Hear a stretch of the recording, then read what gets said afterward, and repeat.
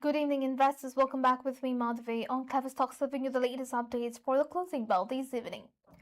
Kicking it off with evening updates from our local bourse. Bursa Malaysia finished the afternoon trading session on a firmer note, anchored by positive overall market sentiment and modest gains across key benchmark indices. The main index, the FBM KLCI, rose 4.77 points or roughly 0.28% to close at 1730.50 by 4 p.m. Recovering after experiencing selective buying interest in heavyweights, broader market indicators followed suit, with the FBM mass index climbing 41.03 points to hit 12,793.45. While the small cap focused FBM A's index picked up 19.96 points to settle at 5,001.28. Investor breadth across the local exchange leaned favorably, reflecting steady underlying buying momentum. A total of 561 counters advanced against 491 decline, as well 548 stocks remained unchanged throughout the session. Trading volume remained active, with total turnover reaching 2.310 billion shares valued at 2.120 billion ringgit, as institutional and retail investors continued positioning themselves across the key sectors. Turning to banking updates. HSBC Holdings reported better than expected first half results, boosted by higher lending income and strong wealth management fees in Asia. Pre-tax profit jumped 23% to $19.5 billion for the first 6 months of the year, up from $15.8 billion a year earlier and beating market forecasts of $18.9 billion. The growth reflects the success of HSBC's focus on expanding its wealth and cross-border banking services in Asian markets. CEO George Elderly praised the results, stating HSBC is becoming the stronger bank we set out to build. We are executing the strategic priorities with pace, precision, and discipline. Following the strong results, HSBC raised its full-year net interest income expectations to over $46 billion. The bank also announced a $1 billion share buyback, its first since privatizing Hong Kong's Hang Seng Bank, and declared a second interim dividend of 10 cents per share. The performance comes as HSBC continues streamlining its global operations by selling non-core businesses in Egypt, Australia, and Singapore. Wealth management revenue jumped 18% year-on-year, driving HSBC's Hong Kong listed shares up 0.8% to a new record high, according to the Reuters. Now, continuing with some economic news. Malaysia must grow larger publicly traded tech companies beyond data centers to attract more foreign investment, according to Principal Asset Management Berhad CEO Munirah Khairuddin. Speaking at the Invest Sharia 2026 conference, Munirah urged local tech firms to expand into larger public companies so they can gain higher weightings in the global stock indices. Tech stock make up 51.1% of the MSCI Asia Pacific Islamic Index, but won about 1% of Malaysia's FBM Mass Sharia Index, limiting the country's appeal to big foreign investors.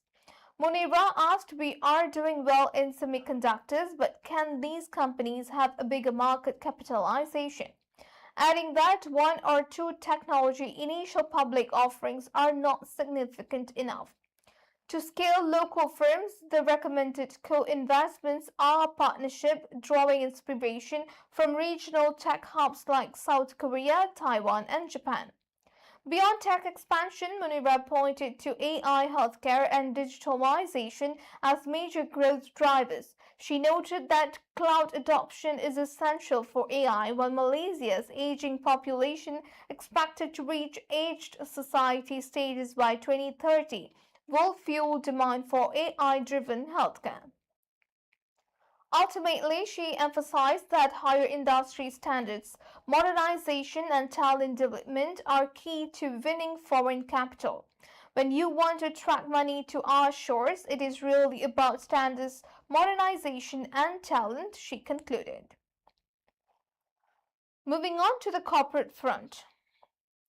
Integrated Facilities Management provider GFM Services Berhad has secured additional release orders valued at 83.1 million ringgit through subsidiaries within its energy division for major turnaround work packages at the Pengerang Integrated Complex in Johor. The complex is making preparations for its initial major turnaround cycle, which will encompass and comprehensive maintenance, inspection, and replacement operations across the integrated downstream facility. GFM's a wholly owned subsidiary, High-Bay Strategic Sdn Bhd, obtained 16.44 million ringgit of the new release orders for partner brands Chemicals SO Nano Sdn Bhd. Concurrently, its 60% owned indirect subsidiary, Shapudu CR Asia Sdn Bhd, secured 66.8 million ringgit in release orders from Pengerang Refining Company Sdn Bhd.